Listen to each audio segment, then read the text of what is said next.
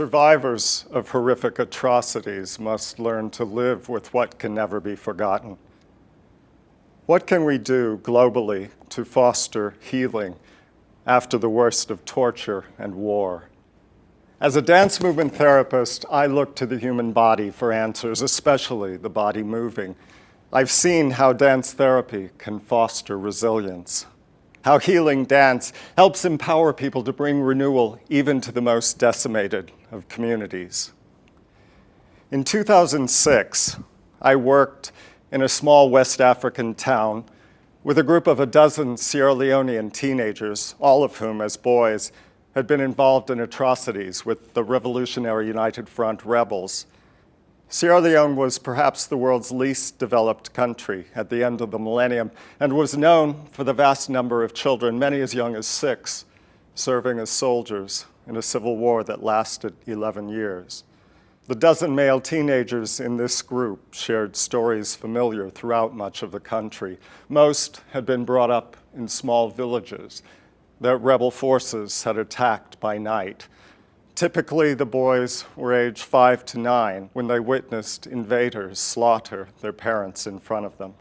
Display even a hint of sorrow, the boys knew, and the rebels would kill them too.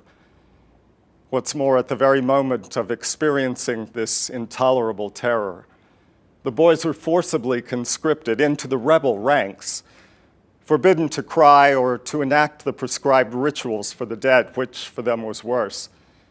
They had to attach themselves to the very forces that had just obliterated their primary attachments and source of nurture. Children at war learn to suppress much of what it means to be human. They have to, in order to survive the horror of what they witness and the guilt over their own actions. They basically split themselves apart, separating their minds from their bodies in a process we call dissociation. In order to engage in warfare, they cast aside moral reasoning, the traditional teachings of their culture, and enact their part in violence quite mechanically. At war's end, many child soldiers have a terrible time readjusting, reintegrating mind and body. It's equally difficult to reconcile with communities that may want to have little to do with them, given their reputation for ruthlessness. Aiming to foster recovery despite such barriers, I encourage the youth to move in our group with vigor and purpose. Dancing fully helped them organize their bodily experience and understand, not merely relive, post-traumatic sensations associated with the terror they'd endured. Dancing essentially reprogrammed the former boy soldiers' traumatized nervous systems and helped these youths to mend that mind-body split. The war had been over for 4 years when this child combatants group began. All of its members were orphaned, living on the street. They felt shunned by the terrorized community around them and had no access to organized social support. From day one, though, these former child soldiers demonstrated willingness to join with me and my 3 local co-facilitators in vibrant dancing, usually performed to recordings of the latest Sierra Leonean hip-hop, their choice. The 12 initially displayed little feeling even when describing the most horrific of acts, and regardless of whether they had been targets or perpetrators of the atrocities in question. They exhibited great difficulty even recognizing their feelings about their experience and seemed distinctly unable to express concern for anyone. Often enraged, some would voice lingering desires to launch violent assaults once again. Creative expression, though, proved instrumental in diffusing such violent impulses. Although their bodies held haunting memories that their minds still lacked the power to confront, these ex-fighters found in dancing together a culturally acceptable release of long-held muscular and psychic tensions. Each session, we would begin what dance therapists term a Chasian circle, and we all called our weekly circle dance, an improvisatory activity lacking defined rules or fixed steps. with everyone facing one another in a circular formation. One facilitator would lead a physical warm-up to the rhythmic beat of Creole dance music, in punching the air one moment and bouncing or swaying the next, all joined as one in the movement, and usually with an enthusiasm born of a deliberately shared focus. Experimenting together with the limits of their own aggressiveness helped these former fighters gain self-awareness and control. Consider one repeating action that emerged in these circle dances, totally baffling me. Week after week, at some point in their improvising, the youths would capture one of my limbs and hold it down immobilized on the floor. Now, I was taller and much heavier than any of them, but I genuinely could not move.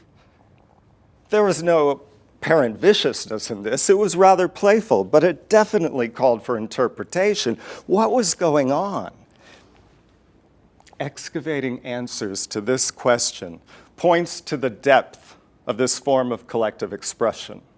First, the ex-fighters, though probably without knowing it, were symbolically reenacting the capture of an enemy.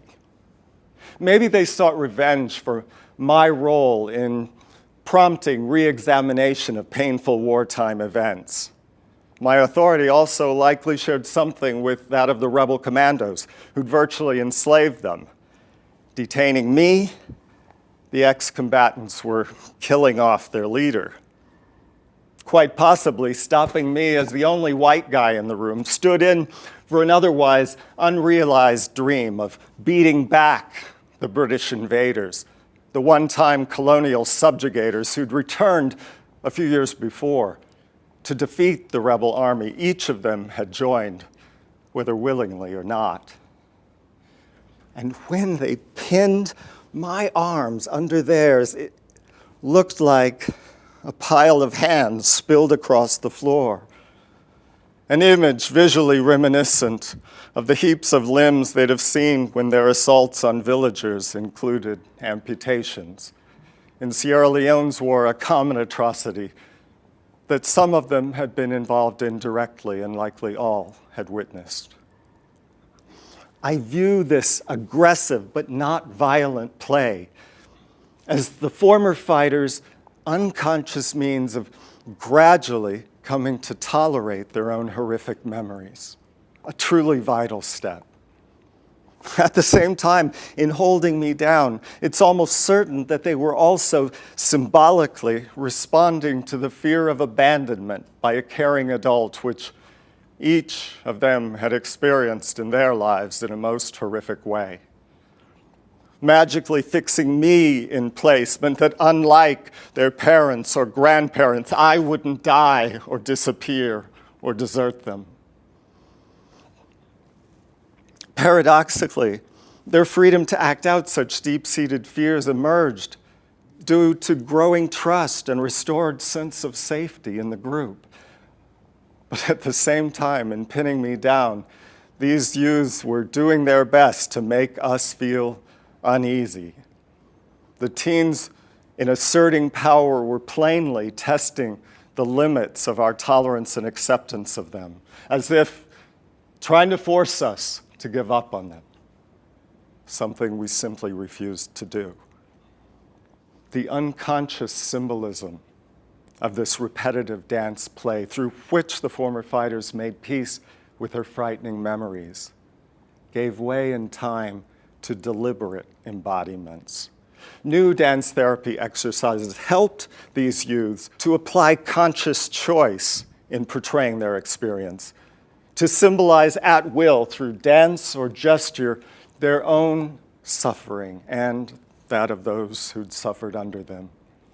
In this way, they depicted and owned their dual identities as both target and perpetrator of violence, and soon would share this insight in a well-attended public performance they chose to create, navigating paradoxical needs for acceptance and accountability, literally on the public stage. They acknowledged to a community that had long shunned them the roles they'd played during the war. And in response, they found themselves embraced fully as the community's children once again. This homecoming was a stunning triumph, but it was not the end. These former child soldiers claimed an International Human Rights Award, the 2009 Freedom to Create Youth Prize, which honored their exceptional courage in using the transformative power of art to reconcile with a community they'd violated so terribly. As one to witness every moment, I can attest that their redemption was authentic. And let me share a little secret. Without the dancing, it never would have happened.